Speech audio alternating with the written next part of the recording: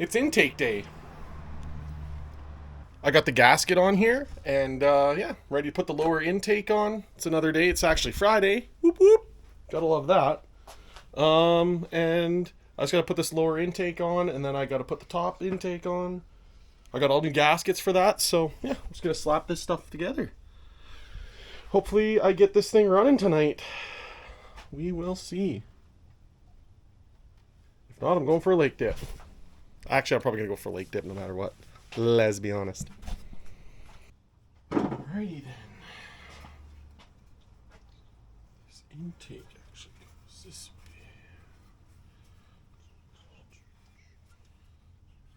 way. Let's line up the studs. New gaskets on, and that should just basically just sit down in its place. Our lovely cardboard organizer. This was such a good idea. This has been working very nicely. So I know these ones go in the middle. Yeah, I probably could have figured it out. It's not like there's that many bolts, but why make it any harder than it needs to be?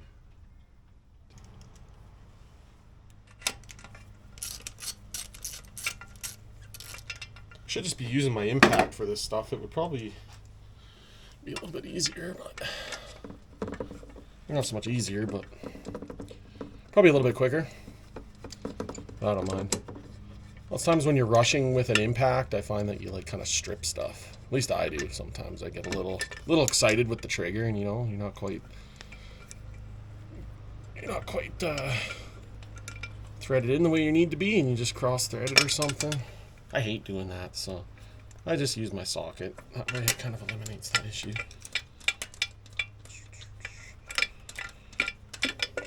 Alright, next up is the upper. Alright, I got the lower intake on. Excuse me, I don't have a shirt on because it's like 30 degrees and I'm sweating. It's quite warm out in the shoe swap right now, but I don't hate that. I'm going boating tomorrow, so that's cool. Got the lower on. And basically, like, so everybody says that you should pull these screws out of each one of these little valves and throw some Loctite on there because they're known to eat basically these screws back out, and then the motor eats the screw. And you're probably fine for one screw, maybe two, but the issue is one of those valves, I've seen pictures of it, and the valve falls off because both screws fall out, and then the motor just eats it up in the valve train and just causes havoc. I wasn't going to touch it because I was like, oh, 335,000 kilometers and they haven't fallen off yet. So, like, I don't know, why would they fall off now? But I was like, you know what, I'm going to grab a screwdriver and just check to see if they're tight or not. And honestly, they're all fairly loose. So I'm just going to pop all these out and throw some Loctite on. Might as well do it. I got the Loctite right here. And it'll take like 5 minutes, so. Alright, so we'll just do one at a time, and then I don't have to freaking worry about anything falling out or anything. They are literally so tiny, you can barely see it. But we'll take that. Just the littlest bit of blue Loctite on there.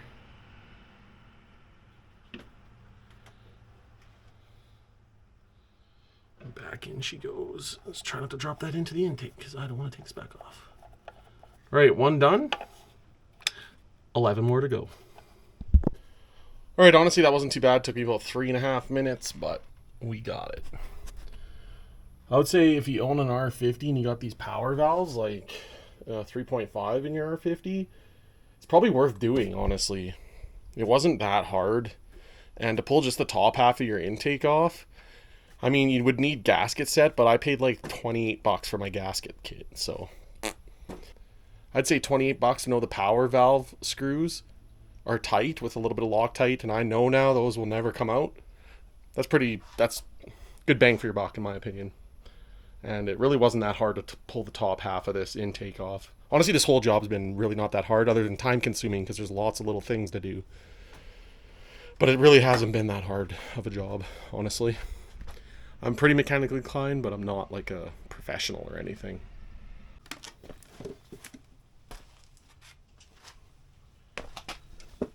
So as I've been doing this job, I've just been cleaning these intake parts with some sensor cleaner and brake cleaner. I'm going to do the throttle body here. It's fairly dirty, so get this cleaned up.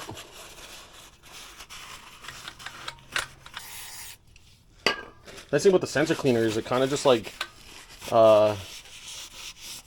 it disappears really quick, so like I don't have to worry as much about it like getting places that I don't want it to.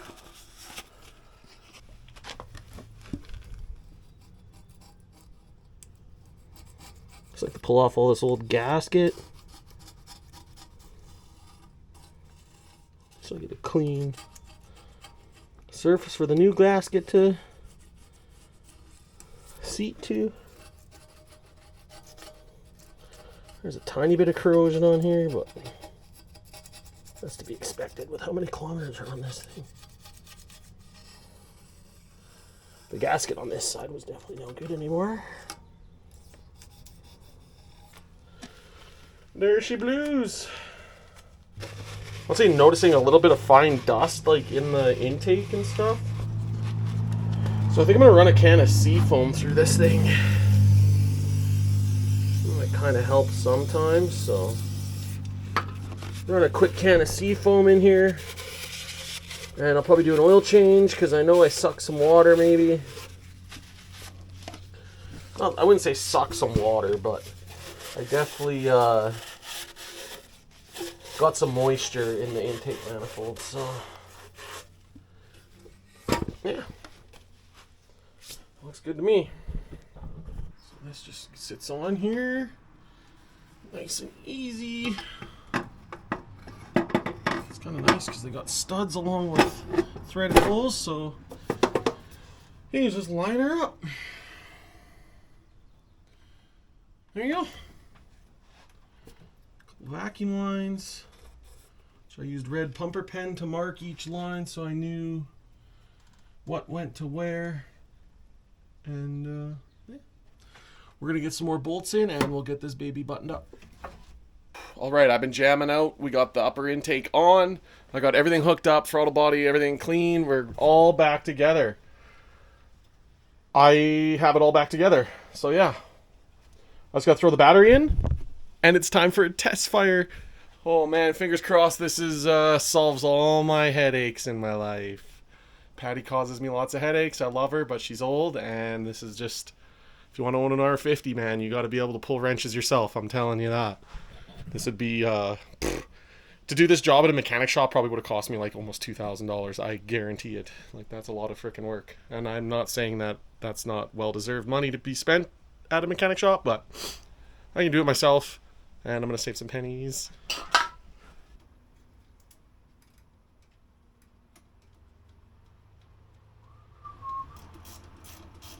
Oh man.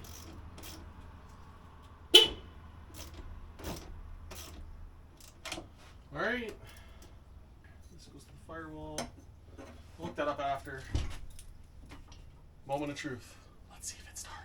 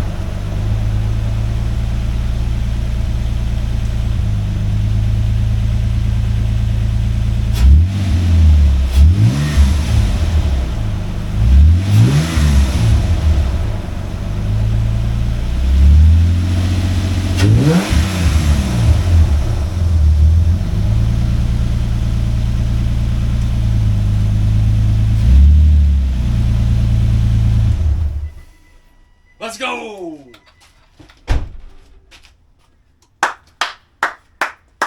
Man, I am pumped. I am pumped. Let's go.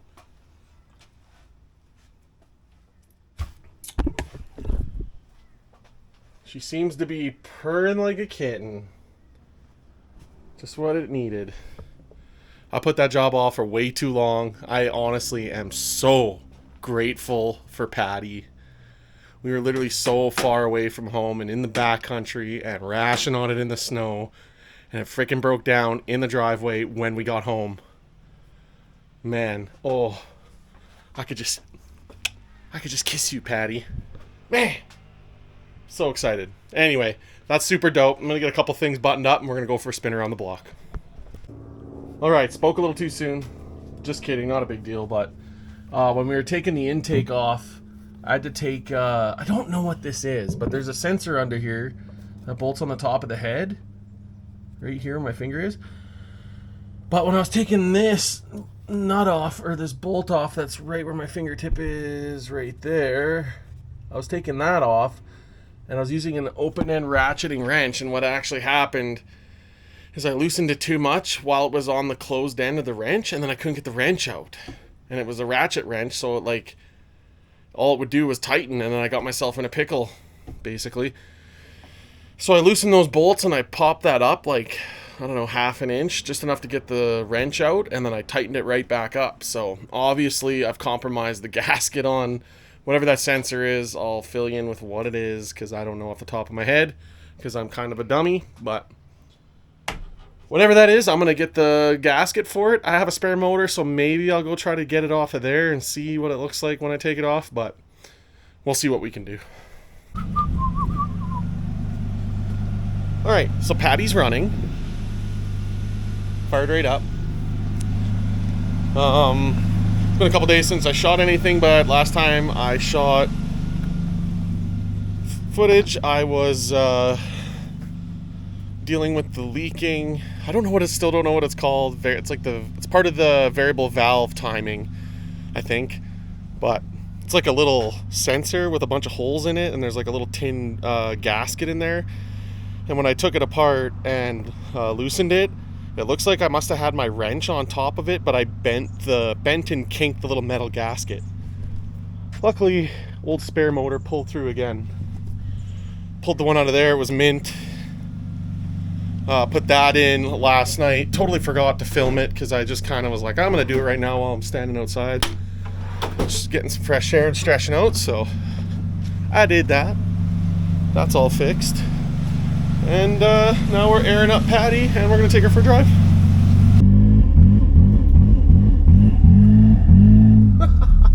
That's not normal.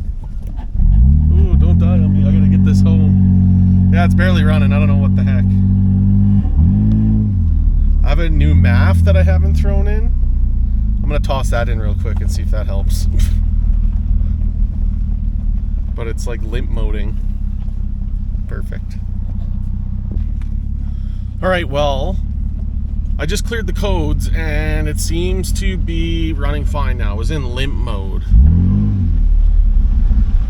But yeah, it seems to be running alright. I'm obviously not bagging too hard in my alley, but it's revving up now. And seems to be working good. So that's fun.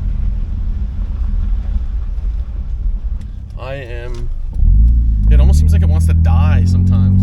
Why is the...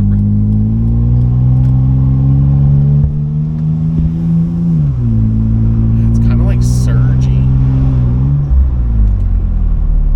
I don't know. It still seems like it's not quite running 100%, but at least it's revving up now. At least I can drive it. Oh yeah, see, like it's got no...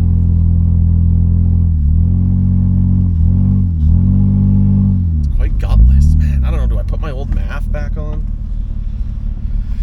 I don't know, I'll tinker around with it some more and we'll let you know what's going on.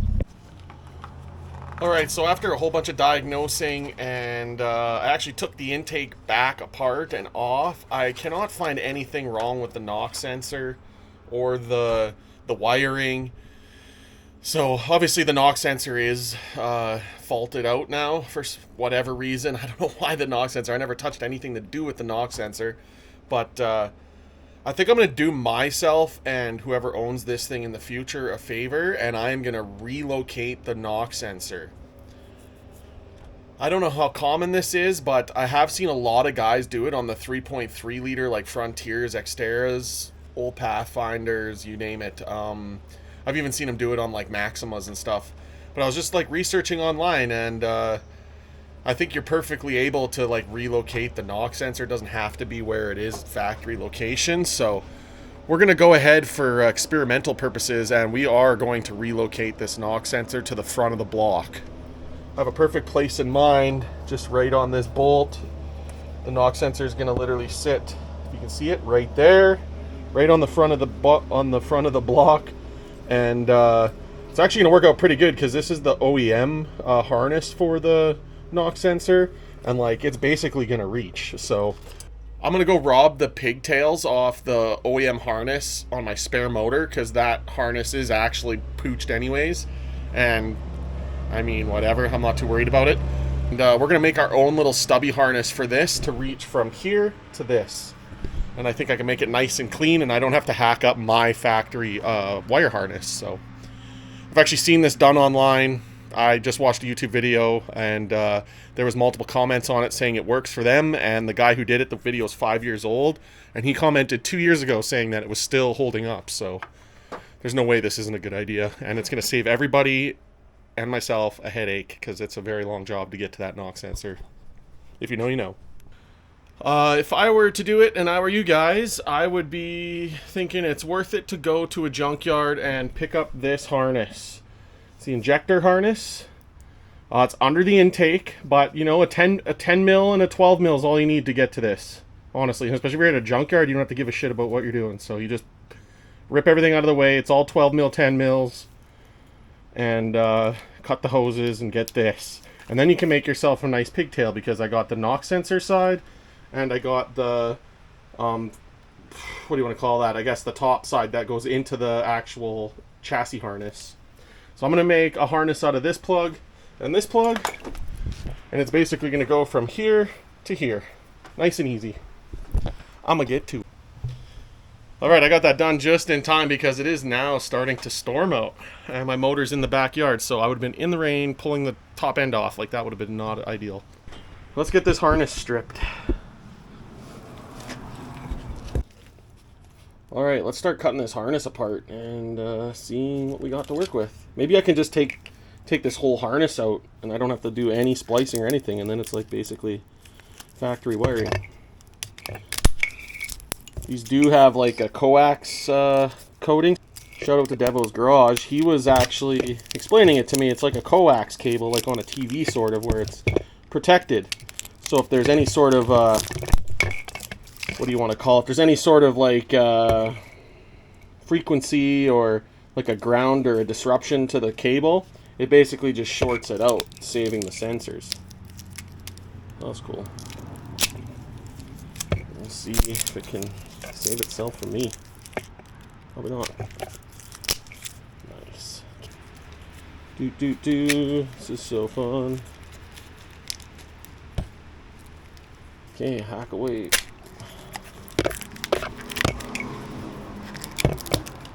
I used to do this just for fun when I was younger in my Hondas. I would do this just to basically so I could get the wires easier to run myself, and then I would like kind of tuck the harness and stuff under the hood. Oh man, this is really, yeah, so I just got to get all this loom off and then I can separate this quite easily. Just keep cutting down this harness. I haven't really gone camping since I noticed the mosquitoes have been bad, but I think our next camping trip's going to be a doozy. Alright, that's all garbage. This is all garbage. And this is the ticket item. So as you can see, I got that out. I don't even have to splice or cut or do anything. I'm literally just going to plug that in, one end to the other. And we'll see if my knock sensor code's gone. Easy peasy. Alright, so first thing I had to do was try to find a 10 mil bolt that was the same length as this one that came out of the knock sensor. So I just went and dug around in my my drawer of treasures, and I found a 10 mil that's basically the exact same length. Super sweet. That's why you keep all your bolts. You never know. You just never know when you might get one, or when you might need one. I used to go to the pick and pull and literally just look for bolts and just take off bolts that I thought I would need. just gonna run this like this, just for testing purposes. That is plugged in. Okay, now we hold our breath, cross our fingers, and pray to whatever you believe in that this starts and runs mint. All right, so NOx sensor relocation is complete. This is what I came up with. So we got the NOx sensor, sorry, hard to see, but we got the NOx sensor just utilizing some threaded bit that was on the front of the head here. That's going into the NOx sensor, and I salvaged that harness. I just doubled it up and tucked it in here nice. And yeah, I didn't have to touch my factory harness. And yeah, it all plugs in nice and neat. And I'm pleased to say it starts and my code's gone. I have no idea why that code showed up. I guess somehow either the harness got damaged during the install of the new valve covers, or just by chance something got knocked and took out the NOx sensor. I have no idea, but it's running now. We'll take it for a drive around the block. So my check engine light is always on because I got a faulty fuel sending unit and my evap canister. So I've always had those codes ever since I've owned this thing.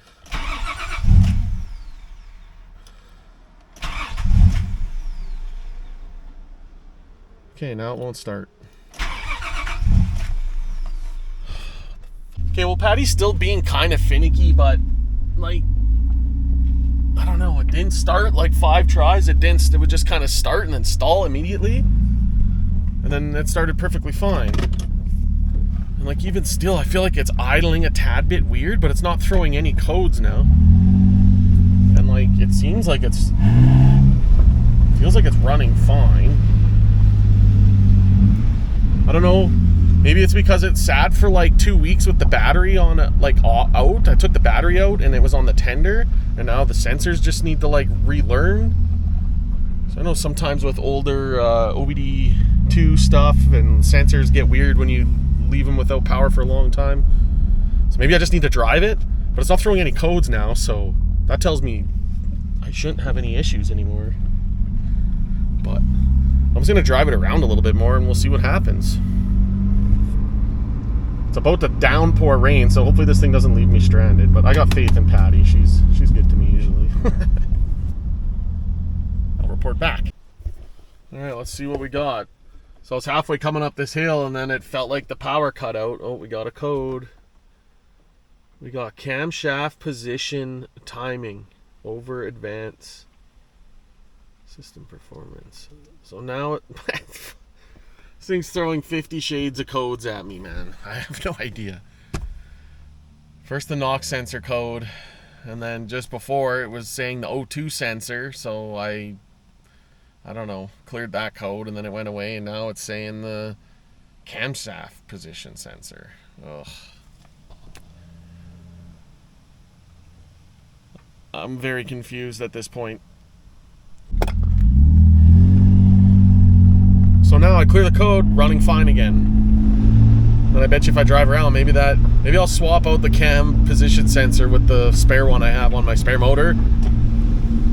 See if that affects it. Because I remember before I did get a cam position sensor code once. So I don't know, maybe that's acting up too. It's so weird that all this stuff just went at once. I'm sussing this hard. Frick. Oh well, keep plugging away here. Alright, it's the next day. Yesterday I was frustrated and felt like hitting my head against the wall. Basically everything you guys have seen me do hasn't fixed the original problem. I mean, it's all maintenance that needed to get done, so we got no more leaky valve covers, which is a good thing. In turn, that can take out your alternator, other sensors, cam sensor, you know, whatever. We also did a NOx sensor relocation, which also I think is a good thing to do, because now if that ever fails in the future, I don't have to take the whole intake apart, causing me to buy new gaskets and just extra work like this time has. But yeah, as of right now, we got no codes on Patty, but it's definitely having an issue where it's got a loss of power and a starting issue. It's super random, but it runs good still, kind of. I don't know, it's really weird. You can literally feel like it'll be running completely fine, and then I'll be like going up a hill, and like I swear it's something to do with the, I'm thinking the crank position sensor now, or maybe the MAF, but you can like feel the deadness in the pedal. Like it'll be good, and then all of a sudden it'll just like, feels like somebody cut back the power 30%. So it's not throwing a code for it. They didn't throw a code for this at the start either. All the codes I've created somehow by doing the intake and valve covers. So at this point I'm changing out the crank sensor, and I'm going to change the MAF. I'm doing the crank sensor first because I want to see if it starts and runs after I do that. And if not, we'll do the MAF. And then if those two things don't fix it, I'm literally like giving up. I don't know what else to do. I might have to take it to a shop, which I really don't want to do, but if I have to, I know some good mechanics, and I'll have to get it done the right way. But we'll see if I go down that road or not. Till then, I'm going to change out this crank position sensor. Alright, so crank position sensor is pretty easy to get to on the back side. I think there's actually two on here. There's one on the front, one on the back. But this is it right here. I don't know if oil's going to come out. I don't think oil will come out of here. But it does look like my rear main seal is leaking. But like also, I saw this last year, and I kind of came to the conclusion that I'm pretty sure most of that oil was coming from my valve covers, but these are super common for rear main seals to go, so it wouldn't surprise me. What does this little guy look like in here? Oh, she is gunked. Well, it's got some metal on it. Interesting. Okay, so yeah, if you're doing this at home, just make sure you're really careful with this harness, because this one gets pretty dry. And as you can see, it's very plugged up with dirt. So I'm going to clean that out, and we'll get this apart. And I'm going to clean this up. Alright, I got the sensor from the other motor. It actually looks really clean, so hopefully this helps us out a bit. Again, be very careful with this wire harness, because I do not want to break that. I'll just stick that back up in its home. Like right there, I think. I know it can run right, because it runs good. Burns perfectly fine until something trips and you can feel it. It's like a switch. So I'm guessing it's a sensor of some sort. Oops.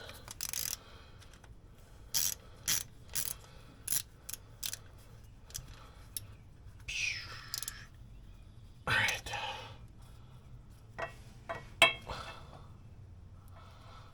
Clipped in there. Okay, so changing the crank position sensor seems to have gotten rid of my starting issue, but it still wasn't quite running right. It seems like it would run fine, and then once again, just like every so often, it will drop RPMs and starts bogging out through a misfire code, but I think that's just because it, like the RPMs drop so low that it just starts kind of dying. But yeah, I did swap the MAF out, so we'll try the new MAF. It's a $40 MAF off Amazon, so I'm a little worried about it, but we'll see what it does. I can't afford a $400 one from Nissan, so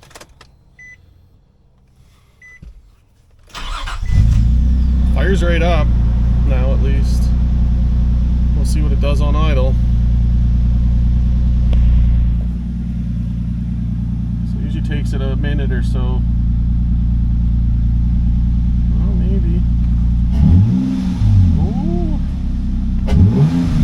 Oh, it feels like I got good throttle response. Oh man. I wonder if it was a MAF this whole time. Oh.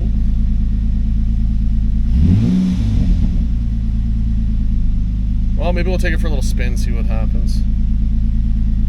I'm pleased to announce that it was 100% the MAF mass airflow sensor, because now we got power, baby. Patty's back in her prime. Let's go. I am pretty pumped. I should have changed that right off the bat, but yeah, I don't know why I didn't. I have no excuses, but I'm happy I did all the labor that I did. All right, everybody, we got it working.